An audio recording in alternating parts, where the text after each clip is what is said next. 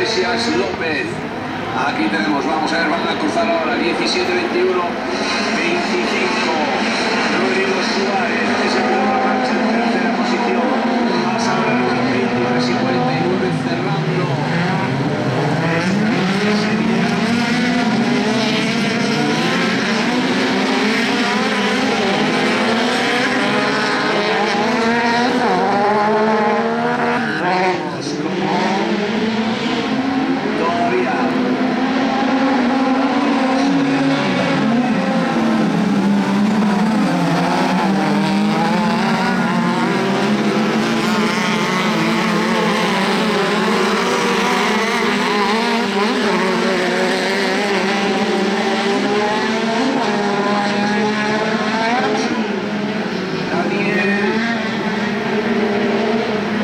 Primera posición 21, Andrés Iglesias, 25, Rodrigo Suárez, 28, Joan Aranda.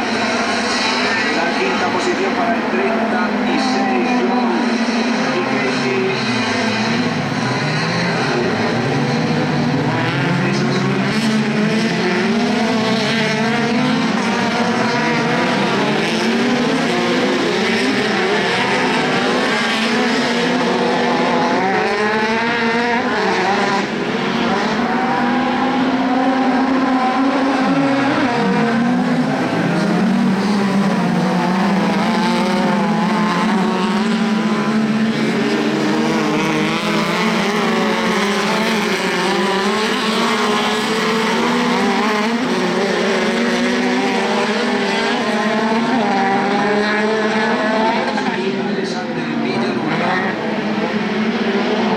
Aquí tenemos nuevo paso por línea de meta, 17, 21, 25, 28, 36, 88, 14, 20.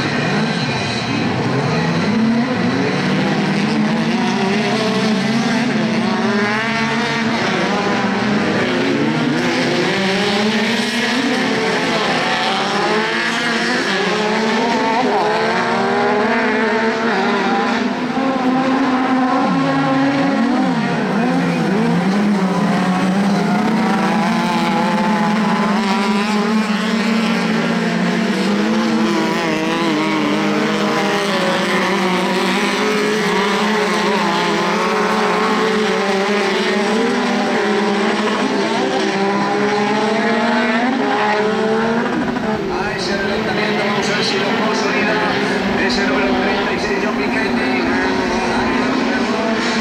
había adelantado a Joan Aranda Cartonel por el interior.